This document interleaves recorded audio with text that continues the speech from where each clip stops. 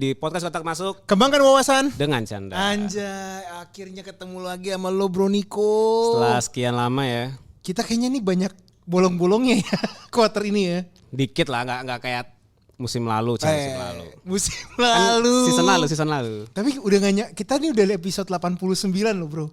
Hampir cepet ya bang ya. Hampir cepet. Cepet dapat apa nih kita nih? Oh, kita nanti akan ngomongin dong spesial episode 100. Harus apa ada nih? Harus ada acaranya. Nanti kita omongin. Nanti kita omongin karena kita juga harus apresiasi yang udah dengerin kita juga nih. Kayak bisa lah nih tempat ini kita jadikan tempat prasmanan kecil-kecilan. Gila. Kita undang lagi ya narasumber yang dulu ya. Itu rencana kita udah lama tuh bang. Tapi harus bisa. Ya minimal istri anak. Ya istri anak itu pasti masuk. Produser masuk. Terus mungkin si Kak Putri bisa. Ya banyak lah. Banyak lah men. Cuman kita juga di bulan ini gue pengen nanya sebenarnya sama lo Nick. Kenapa? Lo kemana tuh sesibuk apa sih di Singapura sih? Ya? Lagi exam ya? Lagi ujian. Exam. Ntar kalau lo sama anak lu tuh. Anak lu lebih pintar dari lu ntar ngomongin. Exam di sana? Ujian. Jadi apa ya? Jadi gue punya temen kan. Temen gue ini orang Indonesia. Suaminya dulu kuliah di UK, di Inggris. Oke. Nah, terus gue sama teman gue ini kuliah di Singapura. Jadi emang di Singapura ini masih gaya Asia lah ya. Kalau pendidikan itu mau lulus mesti ujian. Oh. Kalau di UK itu nggak usah ujian, jadi tinggal tugas aja, tugas akhir lah istilah gitu. Oh, jadi lo harus ujian dulu baru bisa lulus gitu? Iya, ada tugas akhir, ada ujian. Nah, ujian semester lah ya. Nah, setelah ujian semester, untuk syarat kelulusan gue harus ada kayak proyek sama klien lah gitu. Nah, kliennya udah dicariin kampus sih, jadi gue tinggal. Tapi sesibuk-sibuknya lo ya di Singapura sono ya. Gue ngeliat tuh di status Instagram lo nonton Bruno Mars. Betul. Coldplay. Enggak, Bruno Mars doang gue. Bruno Mars doang. Keren nih sekarang lo ya. Anak konser ya akhirnya ya. Karena gini bang, lu kalau lu udah balik ke Indo, misalnya gue balik ke Indo, udah bukan statusnya udah bukan mahasiswa, udah nggak dibiayai negara lagi. Itu nggak akan lu lakukan. Iya, itu gue berpikir berkali-kali atau melakukan planning lebih detail gitu. Karena lu bayangin aja tiket selama konser ya, baik itu Coldplay atau Taylor Swift. Bruno Mars lah yang lu alamin. Bruno Mars itu enggak. Ya gue mengalami, tapi kalau lu misalnya traveling dari Jakarta ke Singapura, itu paling mahal ya masa-masa Coldplay dan Taylor Swift. Gitu. Bukan Bruno Mars ya? Bruno Mars enggak terlalu, karena dari antusiasmenya masih lebih berasa orang nonton Coldplay. Nah itu tiketnya aja bang, AirAsia. Oke. Ya, normalnya Jakarta Singapura itu 600.000. Sekali jalan. Ya pulang pergi 1,2 lah. Oke, 1,5.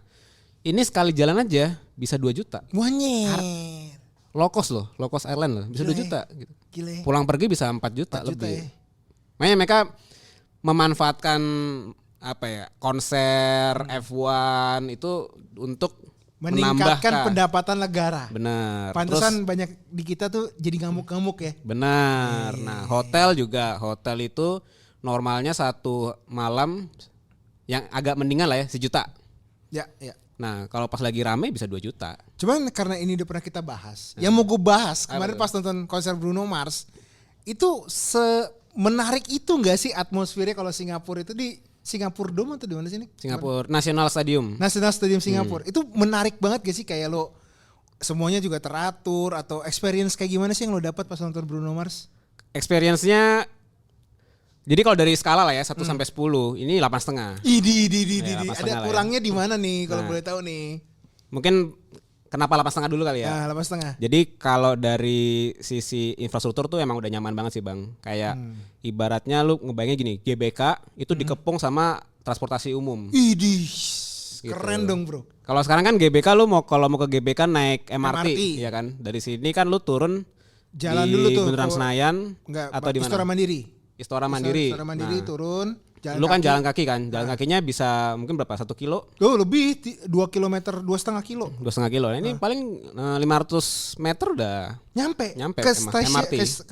ke MRT. MRT-nya, stasiun MRT ya, gitu, stasiun MRT-nya gitu. Jadi terus dari sisi keamanan, gue nggak tahu kalau di GBK, lu pernah nggak nonton di GBK atau masuk GBK? Pernah.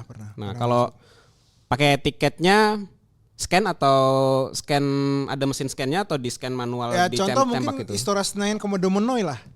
Kita kan pernah Ya itu kan berarti dia scan barcode kan email. manual. Kalau ini emang udah nyatu sama stadiumnya gitu. Oh gitu men. Bener. Jadi kayak lu nonton apa ya? Jadi kalau lu scan berhasil. Ya pokoknya masuk kebuka. stadium harus ada barcode-nya, apapun acaranya ya. Ya terus Gokil. di dalam stadiumnya ya, kayak gue yakin di GBK nggak ada deh. Pas lu masuk gate, masuk gate, itu emang udah ada kafe-kafenya. Oh, bukan kafe yang tiba-tiba ada ya? Iya benar. Kalau di Indo kan kafenya tiba-tiba ada. Tiba-tiba ada. Kalau ini emang ada tempat jual beverage, snack gitu. Terus tempat duduknya ya udah proper lah, udah proper. Terus apa lagi ya? Nah, cuma itu 8,5. Kenapa nggak 9 gitu ya? Betul. 10. Nah, memang ini salah satu kekurangan National Stadium yang pemerintah Singapura sekarang lagi pengen bikin stadium baru. Gitu. Adalah akustiknya gitu. Oh, soundnya. Ini sama kayak lebih parah daripada Komodo Menoy, apa ini lebih baik? Kalau Komodo Menoy itu kan ada titik-titik nggak kedengeran kan? Yes. Kalau ini masih kedengeran tapi nggak SD lah gitu. Kualitinya tuh nggak SD gitu. Bukan Dolby Surround ya. Ya, jadi kayak mungkin 320p. Tapi ini maksudnya dari sisi kualitas suara ya. Jadi beberapa orang bilang kalau nonton Coldplay mungkin di GBK itu suaranya masih lebih bagus. Karena dia harus bangun stadion sih, karena Indonesian Arena tuh udah jadi kan sekarang kan. Dan kalau memang pemerintah Indonesia mau narik artis-artis luar negeri ke Indonesia Arena, mungkin Singapura akan kalah loh men. Bisa jadi. Iya kan? Memang kelebihannya Singapura dia lebih ke sustainability-nya kan. Jadi orang kalau mau ke stadium itu berbagai macam sarana tuh ada gitu. Dia benar akses. Kita memang lagi baru ngebangun aksesnya. Kebalik Gimana? sih. Di GBK apa di JIS nih? udah pasti gak tahu ya. Kalau menurut gua Indonesia Arena yang di Senayan nih. Senayan ya. Yang kemarin jadi pesta basket FIBA itu loh. Ya. Oh ya yang baru tuh yang ya. Baru, standar internasional betul. tuh ya. Karena kan kalau kita ngomongin JIS sama GBK sebenarnya dua tempat yang baru kan. Ya. Dua tempat yang baru, tapi buat experience konser internasional menurut gue bisa lah dua-duanya. But lo udah berapa lama sih di Singapura kalau di total? Dari Agustus tahun lalu ya, berarti hampir setahun ya 9-10 bulan lah. Gimana no? Di 10 bulan lo kemarin udah cerita terkait makanan, konser. So what's your next story nih Nick di episode kita Nick? Gue lebih tergelitik aja sama opini-opini di lini masa ya sih. Anjir lini masa. Kan beberapa orang kan mungkin dengan situasi terbaru gitu ya. Ada kepikiran pindah negara gitu. Dari Indonesia? Dari Indonesia keluar. Keluar kan. Nah kan sering juga dibahas apa jadi warga Singapura nih. Gitu kan. Nah ada dua view lah. Ada view yang pro dengan pemikiran lebih enak jadi warga Singapura. Ada yang kontra dengan jadi warga Singapura gitu. Nah gue tuh sebenarnya tergelitik karena setelah 8 bulan dan hidup sebagai penduduk bukan sebagai turis itu kayak gue bisa kasih sedikit bayangan lah gitu loh. Kayak gimana sih? Jadi yang pertama kalau di Singapura itu orang pro Singapura karena pemerintahnya itu tidak ada indikasi korupsi, ya kan? Oke. Maksudnya gimana? Jadi maksudnya apapun duit yang terkumpul dari pajak semuanya itu memang untuk balik ke rakyat. Yes. Baik itu dalam bentuk BLT gitu ya, bantuan langsung tunai, bentuk potongan diskon lu beli di supermarket, ataupun tunjangan-tunjangan subsidi KPR dan segala macam lah. Ya itu gue rasain, maksudnya memang orang dengan penghasilan kategori minim Singapura itu tetap bisa beli rumah lah gitu. Tapi memang cicilannya semua harus dibantu gitu. Terus transportasi umum semua terjangkau apa segala macam gitulah. Penghijauan, terutama penghijauan sih bang, karena gue juga sambil tugas akhir juga ada penelitian gitu ya. Ya salah satunya kenapa orang Singapura itu bahkan sampai umur tua pun lah, lu kan sangat menemukan banyak sekali orang tua gitu ya di Singapura masih kuat jalan gitu loh, karena memang infrastrukturnya tuh dibuat untuk kita tuh bergerak, jalan kaki apa segala macem. Nah itu kesimpulannya adalah yang gua rasakan kalau gue hidup di Singapura, gue pasti hidup lebih sehat. Kecuali kena asap dari Indonesia. Ya benar. Kecuali kena asap dari Indonesia. Asap kiriman. Ya, Tapi kayaknya sih hampir setelah pandemi udah nggak ada lagi kasus itu ya. Tapi itu apa ya? Seasonal lah itu. Seasonal, betul. Pasti Seasonal. nanti Pas summer. Ya, pas summer atau pas lagi ada apalah gitu, pasti nanti ada impactnya lah gitu. Cuman dari tadi lo bilang hidup lebih panjang, lebih sehat. Lo tertarik di sana untuk stay, Nick? Saat ini dalam 9 bulan lo lihat. Tergantung ya. Yang bikin gua ragu aja lah ya. Apa sih yang bikin gua ragu untuk tinggal di Singapura? Gua nggak alami sendiri, gua hanya nyicip sama dengar cerita orang. Memang kecenderungannya orang Singapura itu kalau kerja itu ya kerja aja gitu, tidak ada hubungan pertemanan gitu. Gak kayak kita sekarang. Gak kayak kita sekarang lah. Atau gak kayak kita sama bos-bos kita dulu lah. Oh gitu. iya. Jadi ibaratnya lu dikasih tugas ya lu kerjain, habis itu lu pulang. Sesimpel gitu. itu aja ya. Simpel itu aja. Gitu. Nah, tapi sampai pada titik tertentu itu demanding gitu loh. Yang kalau lu nggak deliver ya lu disikat gitu kan. Jadi kan kayak lu kebiasaan sama apa ya, kerja di perusahaan Indo kan masih ada toleransi. Ya target ada gitu kan, dikejar ada. Tapi ketika lu misalnya ada kesulitan didengerin gitu loh. Kalau ini ya udah pokoknya lu masuk kantor ini aja udah susah. Dapat terima kerja udah susah gitu loh. Jadi kayak masuk lagi environment baru yang kayak lu harus bertahan dari sisi mental gitu loh untuk ngadepin itu. Jadi banyak yang gue denger ya nggak tahannya bukan, maksudnya gini, gaji gede oke. Lingkungan rumah lo atau transportasi publik bagus oke. Tapi mental lo kurang gitu. Dan lo jadi tetap pingin nyoba nggak dengan tadi cerita lo tadi? Atau lo udah gue mundur aja lah di Indonesia aja lah? Makanya nih kalau gue kan nggak ngerasain langsung ya karena gue belum pernah kerja. Tapi gue cuma nyicip dalam pengertian kerja kelompok sama orang Singapura pas segala macem. Sebenarnya selama lu bisa proof bahwa gue walaupun orang Indonesia tapi gue capable kok gitu, gue kompeten, kayaknya lu akan diterima dan lu akan mulai masuk ke dalam ininya mereka nih, kayak circle-nya mereka gitu loh. Jadi memang pintar-pintar kita aja sih sebenarnya gitu. Kayak kalau tanya gue mau nggak kerja di Singapura, mau. Gue memikirkan, tapi idealnya gue nggak kerja tapi gue punya bisnis. Wih, gitu. Bukan buat ayam bakar ini kan? Ayam bakar Broniko nggak ada kan? Gak ya? Ayam penyet ya. Ayam penyet. Sana ayam penyet sama bebek goreng banyak tuh. Banyak ya? Banyak. Ya. Lo udah kebayang nih mau buka usaha apa kira-kira, kan udah 9 bulan kan. Lo juga udah ngeliat bisnis-bisnis yang di sana akan seperti apa. Lo ada kepikiran terbersit lo udah pingin apa nggak di sana? Masih hubungan dengan ini ya, investasi dan keuangan sih. Wih. Gitu. Karena kalau misalnya bisnis yang buka lapak di sana sih kayaknya enggak lah kayaknya. Kecuali mungkin makanan kali ya gitu. Tapi enggak, mungkin gue akan tetap fokus ke inilah kompetensi gue lah cie. Oke, kalau lo udah ngomongin diri lo, gimana kalau misalnya keluarga lo juga lo pindahin ke sana nih? Kira-kira budayanya akan beda banget gak sih? Atau lo ada ketakutan sendiri, udahlah keluarga gue di Indo aja gitu?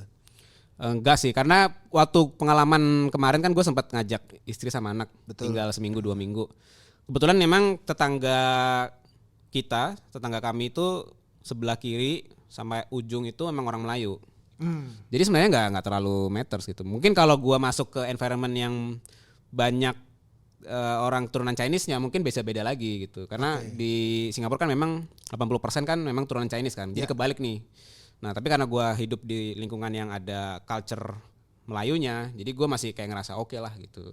Nah mungkin kalau gue pindah, kalau gue ngajak keluarga gue ya paling gue akan nyari environment yang memang ya antara orang-orang Melayu itu mungkin. Gitu. Dan kalau lo lihat di Singapura itu, misalnya lo pindah sama keluarga lo, istri lo harus kerja nggak atau dia bisa stay di rumah aja dan udah lo bisa cukupin lah dari penglihatan lo sampai sekarang gimana nih? Cukup sih harusnya ya. Kalau satu gardan. Cukup. Jadi ini iseng ya, kalian lu bisa googling lah. Apa? Di gaji dosen di kampus. Berapa tuh kayaknya? Jadi gaji, gue bilang sih namanya tuh asisten atau associate profesor ya, asisten profesor lah. Jadi belum sampai level yang profesor. Itu 1 bulan itu bisa 10.000 sampai 12.000 Singapura dolar. 110 juta sampai 144 juta. Wih. Gitu. Nah, paling potong-potong biaya tempat living tinggal cost apa di sana. segala macem ya masih cukup lah. Paling setengahnya masih bisa lu saving gitu. Itu pajak berapa sih di sana untuk penghasilan pribadi nih? Lebih yang jelas lebih kecil daripada Indo, cuman angkanya gue lupa. Tapi dia progresif juga gitu. Oh, progresif berdasarkan penghasilan. Orang PPN kita 11% kan? Yes. Di sana PPN-nya 9% gitu. Jadi PPH? PPH-nya lebih kecil kok. kecil ya? Kayaknya lebih kecil deh. Wow, keren. Dan lu kira-kira masih on the track gak dengan timeline lo nih sekarang untuk di S2 lo ini? Lulus S2 atau Lulus apa S2 nih? dulu dong, masih on the track gak? Masih ya? on Berarti the lo track. kira-kira Agustus udah beres gak sih? Agustus beres. Berarti bener-bener setahun lo ya? Iya, emang harus digenapkan lah, Bang. Tapi ini nambah lagi atau gimana? Enggak lah, kayak gue udah apa ya? Memang pengen balik kerja lagi sih. Gitu. Tapi memang jadi apa ya? Gue nggak tahu waktu lu S2 jadi kebayang pengen full time jadi dosen gak lu? Iya. Gue jujur aja bilang gue waktu lulus S2 walaupun lokal ya. Kalau gue nggak kerja di Sunter, gue pasti jadi dosen tetap tuh. Oke. Karena gue punya passion untuk ngajar lebih besar dibandingkan gue bekerja sama orang. Ataupun gue buat usaha sendiri ya. Karena menurut gue walaupun gue tahu di Indonesia gaji dosen itu mungkin lebih kecil dibandingkan di luar negeri nih. Cuman rasa menyenangkannya menilai ujian orang lah misalnya. Anjir dia cuma nulis nama doang lagi sama kayak gue dulu. Nah itu tuh rasa-rasa menemukan itu tuh. Atau enggak misalnya ilmu yang gue sampaikan karena gue pernah buat kuliah umum ya. Ilmu gue masih kepake tentang supply chain segala macam itu udah lebih mahal sih menurut gue sih. Mungkin karena gue gak jalanin jadi dosen ya. Cuman pingin aja. Kalau gue sebenarnya gini, kalau jadi dosen itu gue harus bedain antara gue mau jadi pengajar atau mau jadi profesor. Karena kalau lu cuman ngajar kayak tadi gitu, tapi nilai lu tuh Di situ kurang aja, maksimal iya. gitu. Karena buat kampus atau universitas itu yang nomor satu tetap riset. Profesor riset. Tetap Bener, riset gitu. Karena uangnya ngalir karena riset. Riset sih gue mau sih, cuman mungkin gue doktoral dulu ya. Ya, oke. Karena gue memang niat gue S3. S3 gue pokoknya kan gue S1 teknik industri, S2 gue finance, Apa S3 tuh, gue supply chain. Ngeri. Dong, lengkap dong, dong. Baru tuh bisa tuh dibilang dokter. Siap. Tapi Nick menarik lah ya. Menarik. 9 bulan ini ya. Berarti di bulan depan atau 2 bulan lagi kita bisa dengar nih chapter lu mau setahun nih. Dan tesis tuh udah siap nih ya. Ya gue lagi progres lah. Kan Mantap. bukan tesis kan kalau gue. Oh iya apa tuh kemarin? Proyek sama partnernya kampus lah. Siap. Itu aja untuk episode kali ini Nick ya. Siap, nanti kita ngobrol-ngobrol lagi di lain kesempatan. Thank you kawan-kawan. Bye. Berapa menit Fik?